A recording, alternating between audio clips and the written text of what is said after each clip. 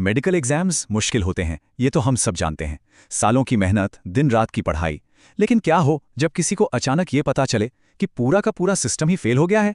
आज हम इसी मुद्दे की तह तक जाएंगे। एक ऐसा मुद्दा जिसने पूरे देश को हिलाकर रख दिया है। बात हो रही है नीट यूजी 2026 पेपर लीक विवाद की। आज के इस डीप डाइव में हम इस पूरी घटना के हर पहलू को डिकोड करेंगे। 23 लाख, जरा इस नंबर पे गौर कीजिए। यह सिर्फ कोई रैंडम आंकड़ा नहीं है, यह उन असल जिंदगियों की संख्या है जो इस एक घटना से पूरी तरह उथल-पुथल हो गई। स्रोत बताते हैं कि 3 मई की रात को जब एग्जाम खत्म हुआ था तो इन 23 लाख बच्चों ने महीनों बल्कि सालों बाद एक सुकून की सांस ली थी। उन्हें लगा था कि फाइनली वो ग्रूलिंग प्रिपरेशन का दौर खत्म हुआ, लेकिन एग्जाम कैंसिल होने की बस एक खबर आई और वो सारा सुकून रातों रात एक भयानक सपने में बदल गया। तो इस पूरे विवाद को हम कुछ लॉजिकल हिस्सों में ब्रेक डाउन करेंगे। सबसे पहले नीट 2026 एग्जाम के कैंसिलेशन का असर। दूसरा, ये लीक आखिर हुआ कैसे। तीसरा, एनटीए से जुड़े विवादों का पुराना इतिहास। चौथा, इससे होने वाला भारी मानसिक और आर्थिक नुकसान। और आखिर में इस टूटे हुए सिस्टम को सुधारने के लिए क्या उपाय किए जा सकते हैं। चलिए सबसे पहले और सबसे दर्दनाक पहलू से शुरू करते हैं, नीट 2026 परीक्षा का रद्द होना। इमेजिन कीजिए, एग्जाम खत्म हो गया है, एक भारी प्रेशर सिर से उतर चुका है और तभी सिस्टम अचानक अनाउंस करता है कि एग्जाम कैंसिल्ड। स्रोत स्पष्ट रूप से बताता है कि इस एक फैसले ने लाखों छात्रों को वापस उसी एंग्जाइटी और अनिश्चितता के एंडलेस लूप में धकेल दिया। जो रिलीफ उन्हें एग्जाम के बाद मिला था वो पूरी तरह चकनाचूर हो गया। इस पूरे विवाद की सबसे कड़वी सच्चाई को स्रोत ने एक बहुत ही सटीक तुलना के जरिए समझाया है। इसे ऐसे देखिए, एक तरफ है वो ईमानदार छात्र जिसने खुद को कमरों में बंद रखा, सारे त्योहार छोड़ दिए और सालों तक भयंकर प्रेशर झेला। और दूसरी तरफ है वो लाभार्थी जिसने अपने पैसे और रसूख के दम पर पेपर खरीद लिया और पूरे के पूरे स्ट्रगल को ही बायपास कर दिया। ये कंट्रास्ट दिखाता है कि कैसे ये सिस्टम मेहनत करने वालों को पीछे धकेल देता है। लेकिन अब सवाल ये उठता है कि इतनी हाई सिक्योरिटी परीक्षा में आखिर ये सेंधमारी हुई कैसे। हुआ यूं कि एग्जाम के कुछ ही घंटों बाद सोशल मीडिया और टेलीग्राम पर लिंक्स और हाथ से लिखे हुए क्वेश्चन पेपर्स आग की तरह फैलने लगे।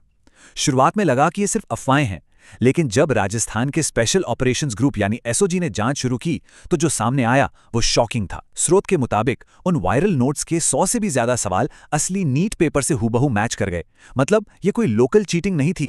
ये मामला इतना बड़ा और कई राज्यों तक फैला हुआ था कि सेंट्रल इन्वेस्टिगेटिव एजेंसीज को तुरंत कंट्रोल अपने हाथ में लेना पड़ा।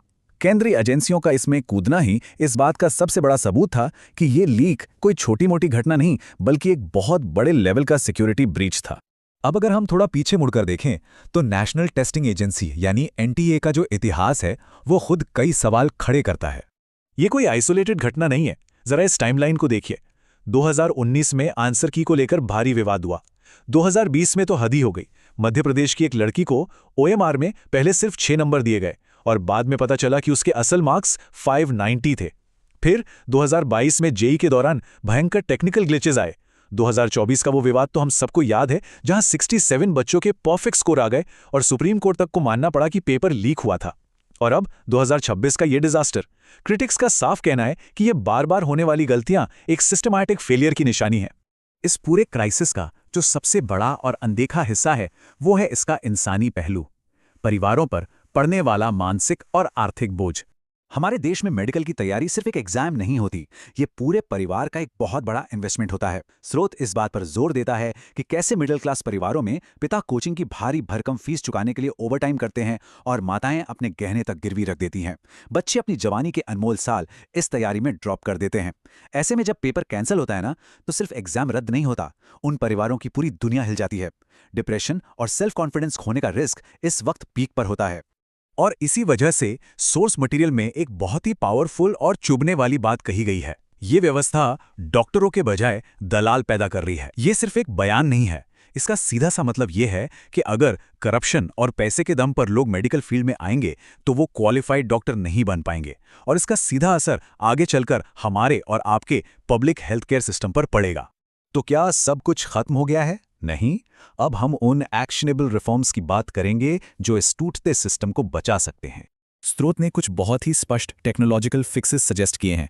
स्टेप 1, एग्जाम को पूरी तरह से कंप्यूटर बेस्ड यानी सीबीटी मोड में शिफ्ट करना। स्टेप 2, प्रॉक्सी या डमी कैंडिडेट्स को रोकने के लिए सख्त बायोमेट्रिक वेरिफिकेशन।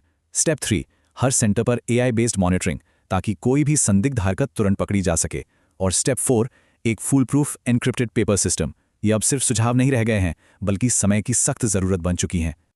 लेकिन सिर्फ टेक्नोलॉजी अपग्रेड कर देना काफी नहीं होगा। स्रोत का मानना है कि जब तक इस पूरे नेक्सस की जड़ यानी उन कोचिंग माफियाओं और सिस्टम के अंदर बैठे उनके मददगारों पर सख्त कानूनी कार्रवाई नहीं होगी, तब तक कुछ नहीं बदलेगा। इस पूरे इकोसिस्टम को क्लीन करने के लिए कड़े रेगुलेशंस लाना एकदम क्रूशियल है। ये सारी बातें, ये सारे तथ्य हमें एक बहुत ही गहरे और ज़रूरी सवाल पर लाकर छोड़ देते हैं। क्या एक नया और बेहतर एग्जाम सिस्टम उन लाखों छात्रों का टूटा हुआ भरोसा वापस ला पाएगा? चलिए मान लेते हैं कि सिस्टम बदल गया, लेकिन क्या वो 23 लाख छात्र अगली बार बिना किसी डर के एग्जाम हॉल में बैठ पाएंगे? सोचने वाली बात है ना? आज के इस डीप डाइव में बस इतना ही। सीखते रहिए और हर उस मुद्दे पर सवाल उठाते रहिए जो आपके भविष्य से जुड़ा है। Stay tuned for more updates daily as we bring you the latest information and highlights from around the world of sports and entertainment right here on our channel.